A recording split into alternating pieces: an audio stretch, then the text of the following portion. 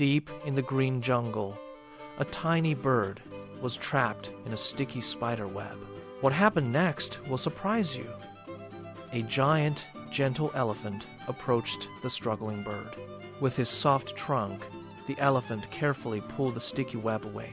The little bird chirped a happy song, feeling safe and free once again. They became the best of friends, playing together under the warm, golden sun. Suddenly, Ming hunters arrived in the jungle looking for the gentle elephant. The hunters surrounded the elephant, trapping him with a heavy, thick net. The elephant trumpeted in fear, but the little bird saw everything from above.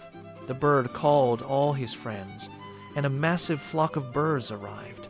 Together, the birds pecked at the ropes until the net fell apart completely.